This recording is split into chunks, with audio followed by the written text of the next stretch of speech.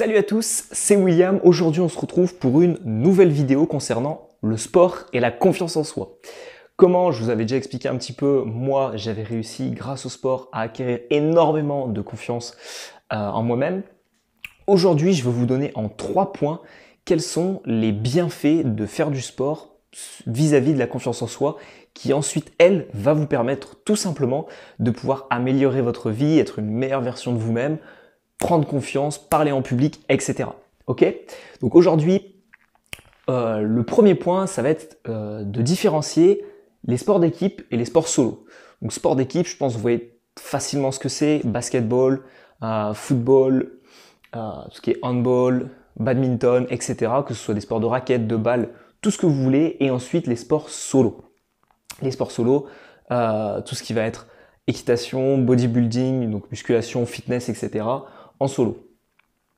Donc quels sont les deux avantages, les avantages et les inconvénients de chacun? Tout simplement en sport d'équipe, ça va favoriser en fait votre insertion au sein d'une communauté. Moi, je prends mon exemple personnel, j'ai fait 10 ans de basket. Voilà, tous les entraînements c'était souvent le mercredi vu qu'on n'avait pas cours.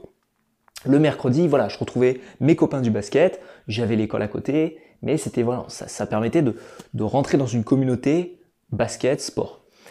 Et en plus de ça, tous les week-ends, le samedi, les matchs, etc. Donc ça permet vraiment d'avoir une communauté autour de soi et en fait tout simplement de se sociabiliser. Donc l'avantage, ça va être donc de se sociabiliser et également donc les avantages que vous avez ici. Les sports solo, eux, ça va être un tout petit peu différent. Vous allez être un petit peu plus enfermé tout seul, mais ça va vous permettre encore plus de développer la connaissance de votre corps. Je prends notamment encore une fois mon exemple personnel parce que c'est celui qui me parlera le plus, mais vous pouvez très bien comparer avec vous-même. Voilà, moi la musculation, ça m'a permis d'apprendre énormément sur mon corps, comment je réagis, ma santé, je sais quand est-ce que je vais tomber malade ou quoi, et tout ça parce que je connais extrêmement bien mon corps. Donc quels sont les avantages, que ce soit de l'un ou des sports d'équipe ou des sports solo, ça va être notamment le premier point, apprendre à se connaître. Vous allez vraiment en fait apprendre à maîtriser votre corps. Donc il y a la musculation, mais par exemple au basket, moi, repousser vos limites à chaque fois, apprendre vraiment de votre corps, de votre santé, là-dessus, quelles sont vos capacités, quelles sont les choses que vous n'arrivez pas à faire. Donc ça va vraiment vous permettre de mieux vous connaître vous et par conséquent de prendre confiance en vous-même parce que vous allez explorer des parties que vous connaissez pas, vous allez faire des choses que vous connaissez pas, des choses nouvelles et tout simplement ça va vous permettre de mieux vous connaître et gagner en confiance. Le deuxième point, ça va être développer de nouvelles compétences, apprendre et développer de nouvelles compétences. Donc voilà, par exemple le basket, au début, on ne savait pas comment il fallait faire pour mettre un panier.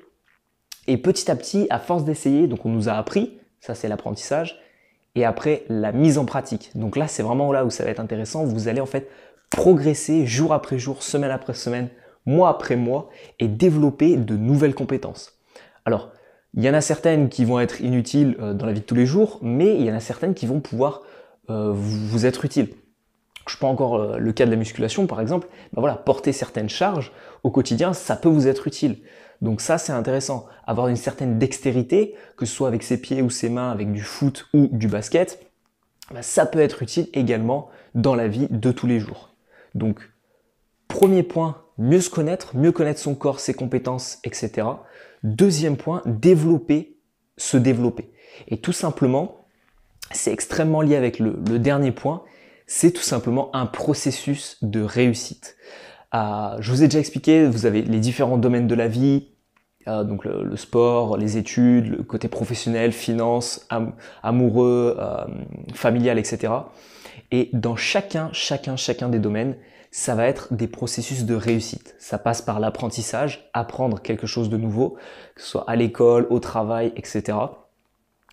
Mettre en place un plan d'action, tout simplement, pour pouvoir développer ses compétences, petit à petit améliorer ce plan d'action et justement développer ses compétences. Donc dans le sport, vous apprenez comment faire des dribbles au foot, derrière vous mettez en place des entraînements, etc.